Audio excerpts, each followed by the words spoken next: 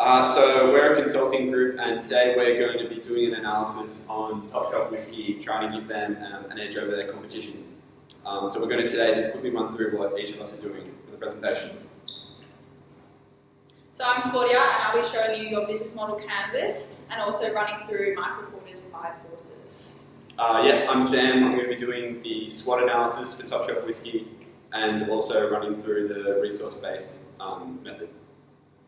Hi, I'm Alex, and I'll be going through Top Shelf Whiskey's competitive and innovative strategies. And hi, I'm Adrian. Once we come up with these strategies, we're going to figure out how we're going to implement them and then what methods we're going to use to measure their success. Sweet. The business model canvas will lead to insights about customers and who Top Shelf Whiskey will primarily be selling to, what value propositions are offered through what channels, and how your company can make money. In the distillery business, you can't work without partners due to the regulatory limitations that commonly require you to exchange with other entities to sell your product.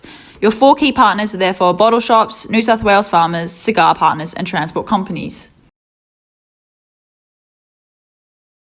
The key activities that we have identified for Top Shelf Whiskey include the selling of bottles, service and drink innovation, and marketing and production.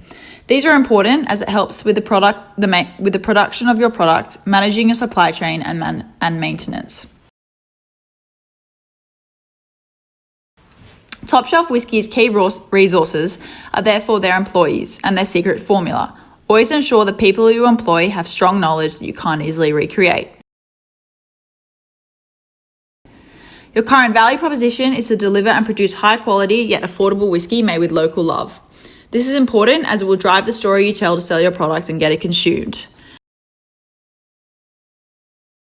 According to Top Shelf Whiskey, the key to having strong customer relationships is having knowledgeable workers, online stores, and a reliable service. In order to improve your customer relationships, you should communicate on blogs such as Whiskey for Everyone and participate in tasting events that gets your whiskey talked about, which will in turn engage your customers and build relationships. Customer segments, you must ensure you are targeting the correct group of people. As shown, your business main's target audience is middle-aged men, which is spot on, as studies show older men are more likely to purchase whiskey over young women or adults. So your current channels for your whiskey distillery is an online website and an open bar in Inner West. Your current cost structure includes marketing costs and employee salaries. What else will you be spending your money on? Will you spend money on promotional events or getting cocktail menus? You should also remember taxes. And lastly, revenue streams are important because this is how you will make money. Top Shelf Whiskies include the sale of bottles to the bottle shop, online distribution, and tours of the distillery. Other factors to be considered include charging for tastings and reservations fees. Okay, so now on to Porter's 5 forces. Porter's 5 forces is considered to be used for a set of highly related products for a specific business need and is hence adequate for the analysis of Top Shelf Whiskey to investigate their strategic positions. So your competitive rivalry. For whiskey distilleries in the Inner West, there are a limited number of players and hence the competitive rivalry is low there. The threat of new entrants is low because whiskey production requires long production time. In addition, the regulations are very strict in the whiskey industry as well as the taxes. The threat of substitute is medium since there are several substitutes such as other spirits, but none that exactly substitutes whiskey with its special taste, history and traditions. For whiskey enthusiasts, there are barely any substitute, but for the other customers, whiskey is competing against gin, liquor and rum, which sometimes are cheaper. The bargaining power of suppliers is low, since the supply of wheat and other grains is large and the product is not very differentiated. The bargaining power of customers is high for customers without much knowledge about whiskey since they are price sensitive and the switching cost for them is low. However, for whiskey enthusiasts, the bargaining power is lower as their price sensitivity is lower and their loyalty high. So to sum up, unlike other more fast-moving markets, the whiskey industry is stable, sustainable and slow-moving. Hence, the above analysis is assumed to hold for several years and the market is not considered to change a lot. The SWOT analysis will help us to identify key areas within the current internal and external environment at Top Shelf Whiskey, which will be useful in our analysis moving forward. Strength. A major strength of Top Shelf Whisky is their product. Since they focus on whisky which ingredients are sourced from Australian farmers and manufactured to the highest quality, their end product is a very smooth and rich tasting liquor and should be focused on. Weaknesses. We have identified a weakness within the marketing team at Top Shelf Whisky. They are not specialized employees. Many of those responsible for marketing also work within the operations side of the business. The result of this is that despite the quality of their product, they have been unable to break into the market successfully. There is little social media presence of Top Shelf Whisky, which is an area that their competition has placed emphasis on. Opportunities. We see an opportunity for Top Shelf Whisky in the changing demographics and gentrification of the inner western city suburbs where they are located. This new market of consumers is more interested in quality products and prefer locally sourced and manufactured drinks. As Top Shelf Whisky operates in a market dominated by the multinational distilleries, this will give them an edge over their competition in the Australian market. Threats. We have identified the most significant threat to the distillery to be the low barriers to entry for competition. Since smaller boutique distilleries only require a small capital investment, there is real danger for Top Shelf Whisky that new competition will enter the market. Since the competitive advantage is within the processes and quality of Top Shelf Whisky products, we recommend that they ensure the processes remain well guarded amongst key employees. Next, we're going to look at the resource-based model. Our analysis looks at the resource-based model of Top Shelf Whisky and what provides them a competitive advantage. As we mentioned previously within the SWOT analysis, the use of locally sourced ingredients and the changing demographics of the inner west are a strength and opportunity for Top Shelf Whisky.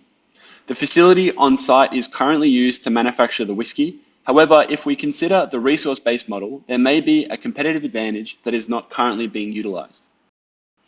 The local production is valuable, as customers prefer products that are made in their region. Within the whisky market, this local production is rare, as most whisky is imported from international distilleries. On a large-scale production, it is costly to imitate this, as the expertise of the employees at Top Shelf Whisky is high, and setting up manufacturing in Australia has proven difficult for multinational corporations in the past. However, Top Shelf Whisky is not organized around this local production to capture value efficiently. Many similar local breweries organize site tours and special tasting days to promote the locality of production and stay connected to their customers.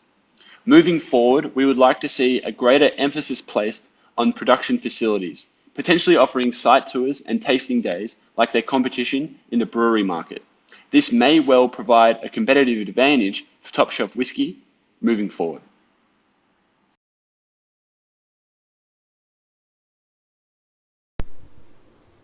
Now that we have analyzed the distillery's environments, we will examine strategies in order to exploit the opportunities with its strengths.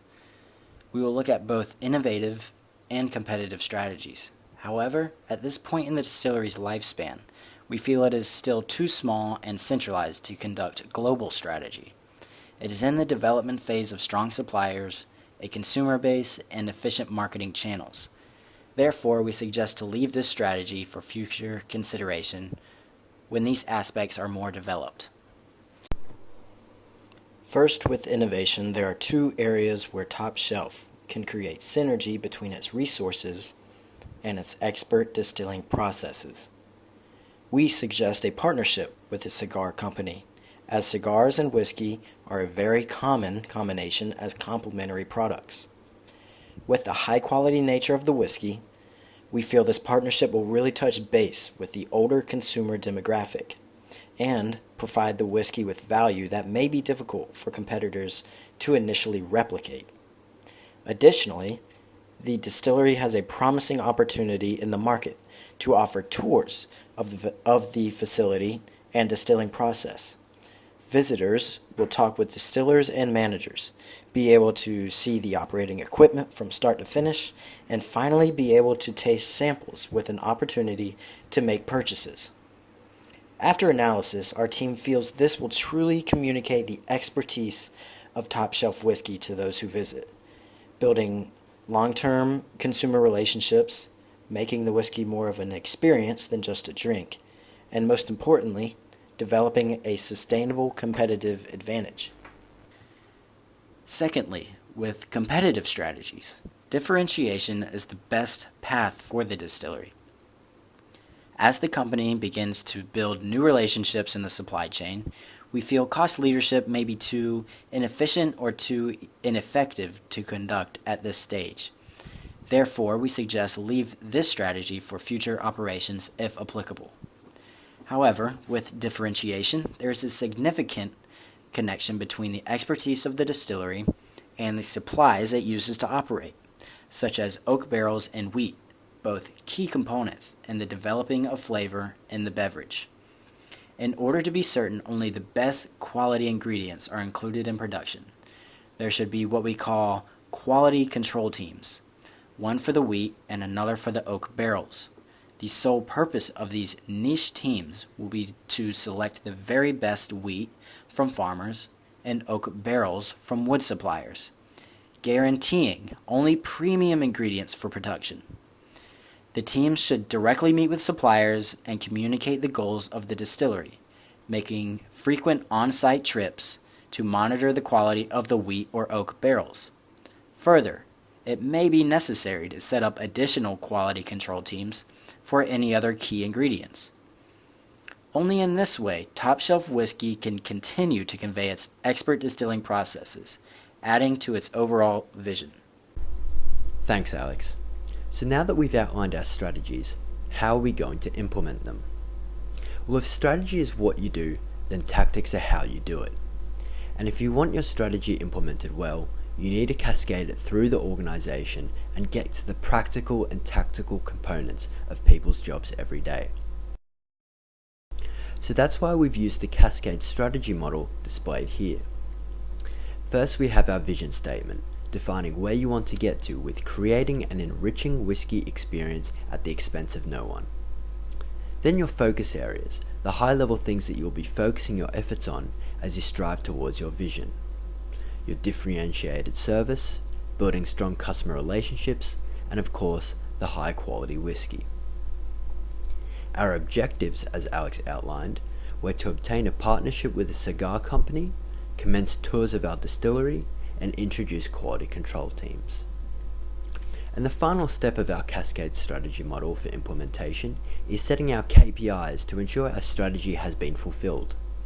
We aim for a purchase of a cigar with 20% of whiskey orders, 50% of visitors on our distillery tour to become return customers, provided they aren't tourists, and a quality rate of 90%.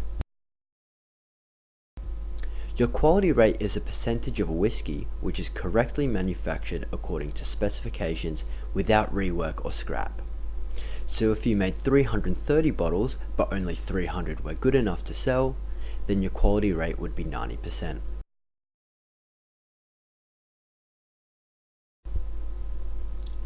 Now we touched on KPIs, but we'll need more in our toolbox to measure if our strategy has been implemented successfully. Right off the bat, we should add deadlines to your KPIs, and we've set the ends of June, August, and November respectively. Now expanding on this, we've also set some SMART goals. Increase search engine and social media traffic by 10% in the next 2 months. Increase positive customer reviews 30% year on year. Increase return customers by 15% by May 31st, 2020. And finally, reduce business costs by 10% by February 29th, 2020. Then, we want to address employee performance and satisfaction. But rather than using KPIs or SMART goals, we've chosen 360-degree feedback, as it helps democratize the review process by weighing the opinions of many people, instead of just the individual's manager. Peers, customers, supervisors, and the like all make an assessment on the performance of an employee, and the results are confidentially tallied and presented to the employee. We understand that for our distillery, pleasant customer-employee interaction is absolutely vital, so this metric allows you to properly understand where your employees are prospering or lacking. you have it, guys. I think our consulting team has given Top Shelf Whiskey everything it needs to boost up to the next level and to sustain a competitive advantage. What do you guys think? Yeah, great.